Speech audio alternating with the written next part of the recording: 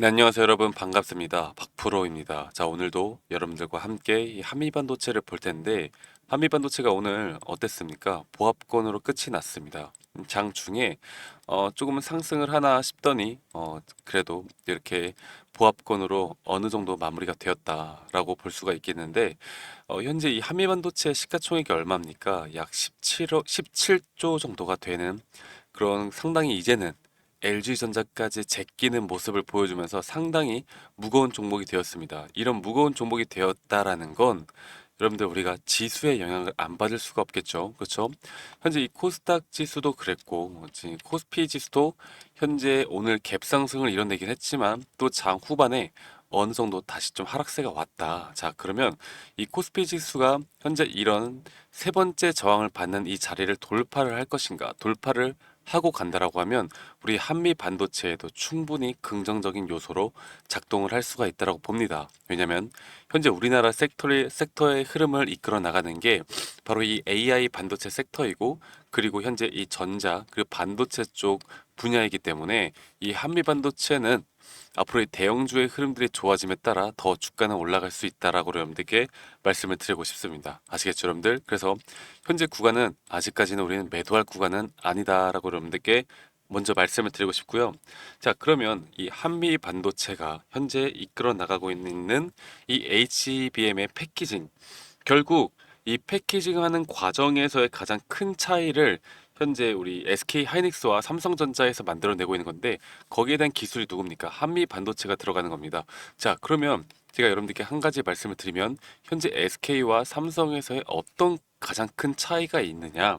자, 일단 패킹하는 과정인데, 패킹하는 과정에서 가장 큰 차이는 바로 이 단과 단 사이를 연결하는 방식입니다. 바로 이 본딩 방식이라고 볼 수가 있겠는데, 현재 SK 하이닉스 같은 경우는 우리 한미 반도체 뭐죠? 이 TSC 본더죠. TSC 본더. TSC 본더를 이용을 하고 있고, 이 삼성전자가 바로 필름을 이용을 하고 있어요. 그렇죠? 그 필름을 이용하는 것, 이게 가장 큰 차이인데, 근데 결국 지금 무슨 이슈가 있습니까? 바로 방열 이슈입니다. 방열 이슈. 방열 이슈가 무엇이냐? 이 열을 지금 이제 앞으로 열을 좀 해소하면서 내보내야 하는데, 현재 이런 방열 이슈가 이 삼성전자에서 지금 계속 나오고 있단 말이죠. 이게 결국 큰 차이가 말씀드렸던 이 단과 단 사이에서 나오고 있다. 자, 그래서 이 두 회사가 결국 차이가 나는 게 지금 이 본딩 차이인데, 결국 본딩 방식에서 차이가 있다라고 하는 건 결국 현재 이 TC 본도와 필름에서의 가장 큰 차이일 것이다. 현재 이런 이슈가 상당히 대두가 되어 가고 있습니다. 자, 그래서 삼성전자 같은 경우는 현재 이 4세대까지만, 이 HBM의 4세대까지만 좀 잘 준비가 되어 있는 것 같고, 바로 우리 SK 같은 경우가 이미 5세대를 납품을 하고 있죠. 그렇죠? 그래서 이미 삼성전자는 이런 HBM에 대해서 SK에게 1세대 정도가 좀 뒤처지고 있다. 자, 그러면 현재 우리가 이전에 3세대까지는 큰 차이가 없을 수도 있지만, 삼성전자가 이전부터 전략적으로 HBM을 밀고 있지 않았던 거고, SK 하이닉스는 시장이 커지지 않은 상태에서도 바로 뭐예요? 미래 가능성을 보면서 꾸준한 지속적인 개발을 이 한미 반도체와 해왔던 겁니다. 그만큼 지금 이제 HBM이 상당히 뜨고 있으면서 여기에 대해서 수혜를 받고 있는 게 우리 한미 반도체죠. 자, 그러면 결국 삼성전자는 지금 사실 HBM이 아니더라도 여러분들 삼성전자의 대부분의 매출은 또 다른 부분에서 좀 나오고 있는 건데, 그런데 이 삼성전자가 결국 HBM을 버릴 것이냐? 그렇게는 절대 못할 거라고 봅니다. 그리고 최근에 뭐 이런 루머들이 나타나고 있죠. 어떤 루머들이냐? 뭐 그런 삼성전자의 뭐 엔비디아 인증에 대한 부분들이 좀 계속 안 좋은 루머들이 나타나고 있어요. 이거는 우리가 팩트 체크를 해봐야겠지만, 나중엔 결국엔 삼성전자가 이 한미반도체에 손을 내밀지도 않을까라는 또 이런 내용이 나오고 있습니다. 자, 이렇다라고 하는 건 결국 또 기대감을 우리가 이끌어낼 수 있는 부분이고, 이 삼성전자의 장비를 부품을 제공하는 게 바로 HPSP예요. 그렇죠? 그리고 SK가 우리 한미반도체라고 보시면 되는데, 이 HPSP의 결국 대주주가 누구냐? 바로 이 한미반도체입니다. 자, 그렇다라고 하는 건 결국 이 한미 반도체가 다 해먹고 있다. HPSP가 뜨던 뭐 어떻게 되던 결국 이 지주사 HPSP가 잘 나가는 것도 결국 이 한미 반도체가 수혜를 받을 수밖에 없는 그런 구조를 가지고 있다라는 겁니다. 그래서 현재 이런 섹터들의 흐름들이 계속 나쁘지 않게 흘러간다라는 건 앞으로 한미 반도체의 주가를 우리가 더 크게 바라볼 수가 있는 부분이고, 그리고 여러분들 증권사에서도 현재 이 한미 반도체에 대한 목표 주가를 계속 더 높게 잡고 있어요. 자, 우리가 작년에 2차 전지가 말도 안 되게 올라갔을 때 이 증권가에서 이런 매도 의견을 내지 않았습니까? 그쵸? 그런데 그때 분위기와는 다릅니다. 한미반도체도 분명 어느 정도 이 지금 주가 가격 자체가 정말 말도 안 되게 올라오고 있어요. 그렇죠? 그런데도 불구하고 뭐예요? 증권사에서는 계속 바이, 사라. 그쵸? 지금 이게 분명히 다른 부분이다. 이러면 왜 사라고 하겠습니까? 분명 물론 우리 기관계에서는 현재 이렇게 공통적인 의견을 내는 게 일반화되어 있긴 해요. 그렇죠? 그런데 또 불구하고 그래도 우리는 이런 부분들을 긍정적으로 생각할 할 수밖에 없다라고 여러분들께 말씀을 드리고 싶겠고, 그리고 또 하나가 있습니다. 현재 이 한미 반도체가 이 TC 분더뿐만 아니라 현재 EMI 실드 부활이라는 내용이 나왔어요.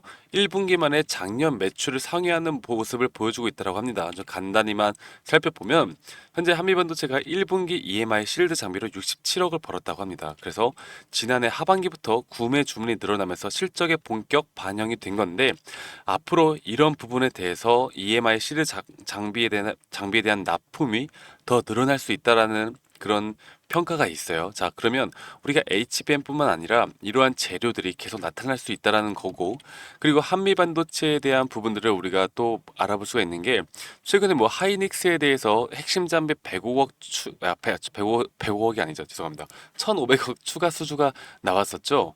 그래서 지금 일단 우리 HBM용 SK 하이닉스로부터만 지난해 하반기부터 지금까지 약 한 3,587억 정도의 수주고를 올리고 있어요. 그런데 SK 하이닉스가 현재 우리 한미반도체가 SK 하이닉스만 있는 게 아니죠. 현재 이 마이크론과의 납품을 지금 공식 계약을 하고 이제 납품을 합니다. 자, 그렇다라고 하는 건 지금 우리 한미 반도체의 경쟁사들이 좀 있어요. 그렇죠? 그런데 이 경쟁사들이 현재 이 한미 반도체의 발끝도 못 따라가는 기술력이다. 그렇기 때문에 현재 SK와 마이크론, 그리고 추가로 나중에 이 삼성이 과연 어떻게 될지 모르겠지만, 분명히 삼성이 이런 방열 이슈가 앞으로 계속해서 터져 나온다라고 하면 결국에는 한미 반도체에 손을 내밀 수밖에 없는 상황이 나타나지 않을까라는 분석도 있습니다. 자, 우리가 이렇게 한미 반도체에 대해서 어떤 악재를 찾아볼 수도 없고, 우리가 악재라고 만약에 본다라고 하면 우리가 이런 과열된 주가 가격에 의한 어느 정도 고가에서의 차익 실현 매물이 나오고 여기에 대해서 저항대를 맞을 때, 그때를 우리가 가장 대처를 잘 해야겠죠. 그래서 제가 우리 여러분들께 말씀을 드리고 싶은 건, 분명 우리 한미 반도체가 주가 흐름이 기업 가치의 상승에 의해서 이렇게 올라가고 있는 건 맞아요. 그런데 제가 여러분들께 한마디 말씀을 드리고 싶은 건, 결국엔 뭡니까? 이 기업의 가치에 따라 주가의 가격은 수렴할 수밖에 없다라는 겁니다. 그쵸? 그러면 한미반도체가 지금 너무 기대감이 좋고 좋은 회사인 건 맞는데, 그러면 이렇게 기업의 가치가 천천히 우상향, 만약에 예를 들어서 이렇게까지 우상향 한다고 하더라도 이 과열된 가격은 결국엔 어느 정도 구간에서는 한번 이렇게 수렴하는 과정을 거친 다음에 다시 한번 주가가 올라갈 겁니다. 이렇게 수렴하는 과정을 거치지 않는 종목은 없어요. 여러분들, 무한히 올라가는 건 없다는 겁니다.